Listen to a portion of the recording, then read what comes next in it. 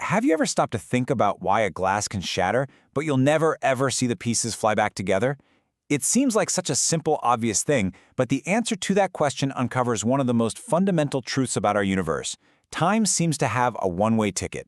So today, we're going to follow that ticket, from a simple glass of water all the way to the eventual fate of the universe itself. Okay, let's just dive right in.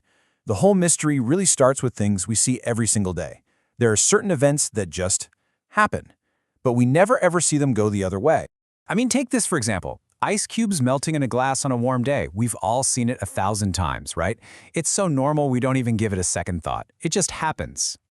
But what about the reverse? Picture a puddle of water on that exact same warm day, just spontaneously gathering itself up into perfect, neat little ice cubes. That just feels wrong, doesn't it? It feels completely impossible. But why? What fundamental law of the universe is actually being broken? And this is where things get really interesting, because it brings us to this fascinating puzzle. You see, down at the level of individual atoms, the laws of physics work perfectly fine, forwards and backwards. But when you get a whole bunch of them together, like, in a glass of water, suddenly this one-way street appears out of nowhere. So just look at the two worlds we have here. On the left, in the atomic world, everything's reversible. If you took a movie of particles bouncing around, it would look just as normal played forwards as it does in reverse. But on the right, in our everyday world, that's not true at all. A shattered glass stays shattered. This irreversible flow, this arrow of time, all comes down to one incredibly powerful idea: entropy. Now, to really wrap our heads around entropy, we don't need any complex math. We just need to imagine a farm. And trust me, this is a fantastic analogy that makes the whole concept just click. So, here's the setup. Let's picture energy not as some continuous thing, but as little individual packets. We'll call them sheep. And the atoms in an object? Those are like plots of land on a farm where these sheep can hang out. It's a simple way to visualize how energy gets arranged in a system. All right, so with just 3 sheep and 3 plots, things are pretty simple. You could cram them all into one plot or spread them out. It's easy enough to count up all the possibilities. There are only 10 different ways you can arrange them. Okay, but now let's scale that up just a bit to 10 sheep and 10 plots. Whoa. Suddenly, the number of ways you can arrange them completely explodes to over 92,000. And this is where it starts to get really interesting. And here, this is where the scale just becomes absolutely mind-boggling. With 30 sheep and 30 plots, we're talking about 59 quintillion possible arrangements. Now, remember, a real object has trillions upon trillions of atoms. The number of ways to arrange its energy isn't just big, it's a number so vast it's almost impossible to comprehend. So here's the big takeaway. That is entropy. It's not some mysterious force or strange substance. It's just a word we use for counting the number of possible arrangements. A high entropy state is just a state that has a gigantic number of microscopic ways it can exist, while a low entropy state has very, very few. This quote just sums it up perfectly. A system moves towards higher entropy for the exact same reason our sheep would spread out across the farm. There are just overwhelmingly more ways for them to be spread out than to be all bunched up in one corner. It's not being guided by some rule, it's just a matter of pure statistics. It's simply more probable. Okay, so we get it. It's all about probability. But what's actually happening down at the atomic level? What are the tiny little engines that are driving this constant shuffle toward disorder? Well, the first of these engines is a process called Impactrans. The easiest way to think about it is like a microscopic car crash. When atoms bump into each other, the energy of their ordered forward motion gets totally scrambled, turning into that random jiggling vibration we feel as heat. It's a one-way street, from organized motion to chaotic jiggling. The second engine is even more dramatic. It's called Transimpact. Imagine an atom suddenly absorbs a packet of energy. One of its electrons literally leaps to a higher energy level, and in that instant, the atom itself puffs up, like a tiny explosion.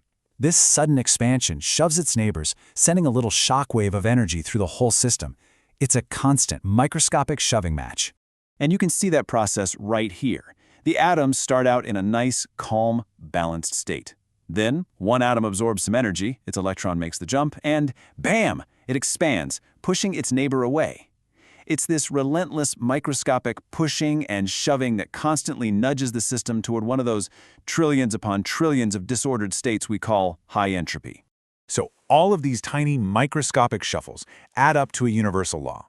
And that brings us to the famous laws of thermodynamics, which make a really critical distinction, not just about the amount of energy, but about its usefulness. The first law is pretty simple. Energy is conserved. The total amount in the universe never changes. But the second law, that's the key to our whole puzzle. It says that as entropy increases, the quality of that energy, its ability to do useful work, is constantly going down. Concentrated, ordered, low entropy energy is useful. Spread out, disordered, high entropy energy, not so much. This idea of energy quality actually has a name. It's called exergy. It's basically a measure of work potential.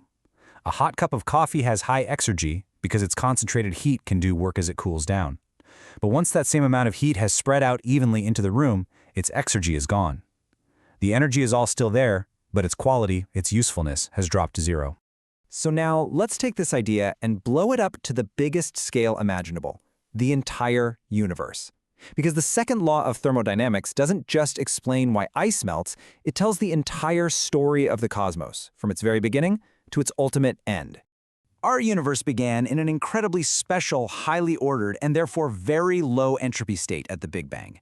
And ever since that moment, it has been on a one-way journey toward higher and higher entropy. Every star that burns, every single thing that happens, pushes the universe just a little bit closer to its most probable state, a final, uniform equilibrium we call heat death, where all the energy is perfectly spread out and nothing interesting can ever happen again. I just love this quote. It captures the entire cosmic story so perfectly. The arrow of time is nothing more than the universe climbing Mount Entropy. The past is different from the future for one reason and one reason only. The past had lower entropy.